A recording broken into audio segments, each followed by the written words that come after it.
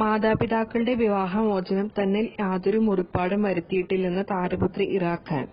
അവരുടെ വിവാഹമോചനം ജീവിതത്തിലെ ദുരന്തമല്ലെന്നും വേർപിരിഞ്ഞെങ്കിലും ഇപ്പോഴും അവർ നല്ല സുഹൃത്തുക്കളാണെന്നും ഇറ പറയുന്നു. മീഡിയയിലൂടെയാണ് ഇറ ഇക്കാര്യങ്ങൾ വ്യക്തമാക്കിയത്. വിവാഹബന്ധം വേർപിരിഞ്ഞെങ്കിലും എനിക്കും ജുനൈദിനും രണ്ടുപേരും മാതാപിതാക്കളായി എപ്പോഴും ഉണ്ടായിരുന്നു. ആളുകൾ ഞങ്ങളുടെ മാതാപിതാക്കൾ വേർപിരിഞ്ഞല്ലോ എന്ന് ചോദിച്ച് സഹതാപം കാണിക്കുമ്പോൾ അതിലെന്താണ് ഇത്ര പ്രശ്നം എന്നാണ് എനിക്ക് തോന്നിയിട്ടുള്ളത്. താൻ 4 വർഷമായി വിഷാദ രോഗിയാണെന്ന് മാനസികാരോഗ്യ ദിനത്തിൽ വീഡിയോ സന്ദേശത്തിലൂടെ ഇറ വെളിപ്പെടുത്തിയിരുന്നു. കൗമാരപ്രായത്തിൽ താൻ ലൈംഗിക അതിക്രമത്തിനിരയായെന്ന വെളിപ്പെടുത്തലിന് ഞെട്ടലോടെയാണ് ബോളിവുഡ് ലോകം കേട്ടത്. തനിക്കെതിരെ നടന്ന അതിക്രമത്തെക്കുറിച്ച് തിരിച്ചറിയാൻ 1 വർഷമെടുത്തെന്നും അതിനുശേഷം അച്ഛനായ അമീറിനോടും അമ്മ റീനയോടും ഇതിനെക്കുറിച്ച് തുറന്നു പറഞ്ഞതായി ഇറ ഖാൻ വ്യക്തമാക്കി. Hello, sorry it took so long for this next video. This is harder than I thought it was. But I got these earpods, so hopefully audio quality will be better and I am trying to be more articulate. So a lot of people asked why I'm depressed, and that is not something I can answer properly because I don't exactly know. In the past few years I've been piecing it together, but I can't give you a straight answer as to why I'm depressed. So we'll get into that later. Today I wanted to talk to you about my privilege. The last video was not cut off, it was intentional. And I wanted to start by laying out what my privileges are. For those of you who don't know me personally, you know me because I'm Amir Khan's daughter, and therefore you know those sets of privileges that I have. I'm financially well off and I've always had everything that I could possibly need and probably more. In terms of those of you who know me personally, you also know that I have a strong support system in the sense that my family has always been there for me, my parents have always been there for me. They don't put any pressure on us, they're very encouraging.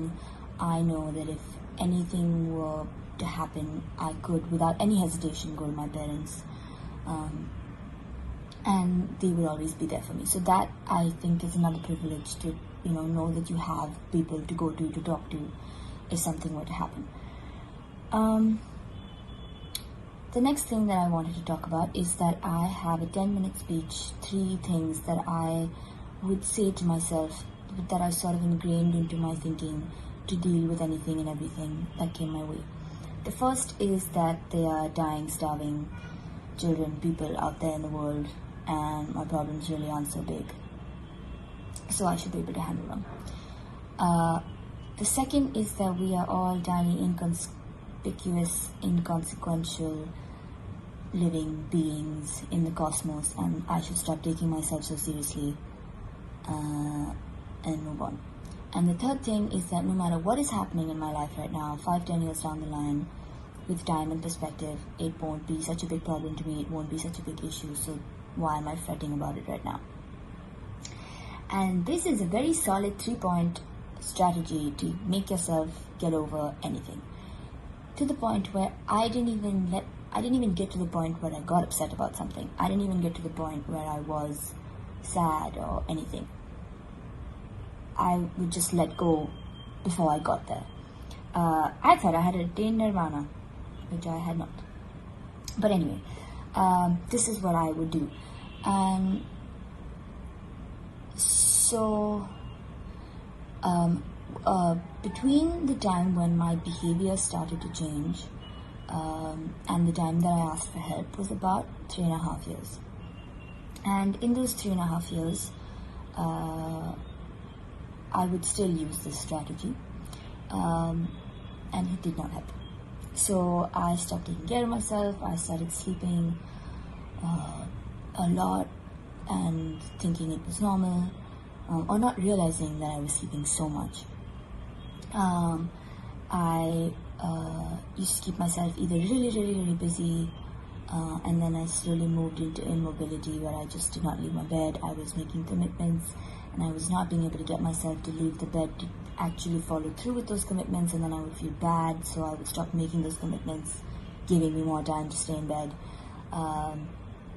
I started to isolate because I didn't want to be in a bad mood around my friends. I used to have a lot of control over my emotions, but suddenly I didn't have that control anymore, and I didn't want to unnecessarily put them in a bad mood because there was no reason for me to be in this bad mood. So there's no point telling them, there's no point talking to them. What will they say to me? I used to daydream all the time, and it went from that to me not being able to listen to music because I couldn't sit with myself listening to music. I had to be watching TV. That is the amount of distraction I needed so that I wouldn't start crying. And crying was a big thing because I'm not the kind of person whose response to things is to cry. After 12, I stopped crying, and then suddenly at 17, I would start crying, and it still be that the number of times I cried began to increase, and how long I cried for began to increase. And I did not know why I was crying. And it would just randomly happen in class. I'd start having tears, and then I would feel like I was going to break down and howl, but I didn't want to because I were in class and they were discussing something completely not sad. So I didn't know why I was crying. And so over the years, that whole time, either I would ignore it or I would try and rationally figure it out and deal with it myself. And so towards the end of it, I was crying, and I was feeling so bad that I was in this place where I was crying and I was not being able to do the things that I normally do. And I was just like, why is this happening? And so I would try and rationally figure it out. What could I possibly be so upset about? What bad things have happened to me in my life? When I was young, when I was small, my parents got divorced. But that to me doesn't seem like something that would traumatize me because my parents' divorce was amicable. They are friends. The whole family is still friends. We're not a broken family by any means. My parents were very good about being parents to Janelle and me even after the divorce. And when people would say, oh, I'm so sorry to hear about, your parents being divorced, I'd be like, what are you talking about? Why is it? It's not a bad thing. Another privilege. I didn't realize that it was a sad thing. It could, it could be something that could scar you. It didn't scar me. I don't remember most of it, but I always felt like my parents' divorce is not something that bothered me. So that can't be a reason why I'm feeling so sad. When I was 6, I got tuberculosis, and now, I've watched my dad's episode on Satyam Vijayate, and I know that you can get TB, and then strains of TB that are incurable, and you have to cut your lungs out, and it's all horrible. But I had TB outside my lungs, and I had regular TB, and I went to the hospital for 4 days, and got to bunk school, and watched TV all day. So for me, it was not such a big deal. It didn't scar me so much. So, I got lucky. Pretty easily dealt with that. Not something that would make me feel so terrible today. When I was 14, I was sexually harassed, abused, and that was a slightly odd situation in the sense that I didn't know whether the person knew what they were doing. I sort of knew them and wouldn't bring it up. It wasn't happening every day, so it took me about a year to be sure that they knew what they were doing and that is what they were doing. And immediately I wrote my parents an email and I got myself out of that situation. And once I was out of that situation, I didn't feel so bad anymore. I wasn't scared. I felt like this is not happening to me anymore and it's over. And I moved on and I let go. And yeah, from time to time I would beat myself up about how I felt silly that I let it happen and all of that. But it was, again, not something that has scarred me for life and something that was going to make me, something that could be making me feel as bad as I was feeling when I was 18 to 20 or whatever. And so I don't want to be in school. I'm feeling suffocated. I'm not feeling good. I'm crying. I can't tell my parents this or tell my friends this because they're gonna ask me why, and I don't know why. I have no reason to give you why. I've thought through everything that has happened to me. I've tried to find a reason, and I don't have a reason to give you.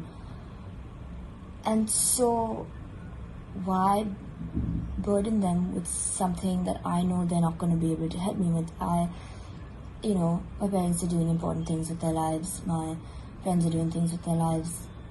It's not like anyone can help me through this because there's no reason for me to feel like this because nothing bad has happened to me. I don't I shouldn't feel like this. I don't have a reason to feel like this. And so my own sense of privilege, I guess, or my own sense of feeling that I had to have a good enough reason to feel like this, made me not talk to anyone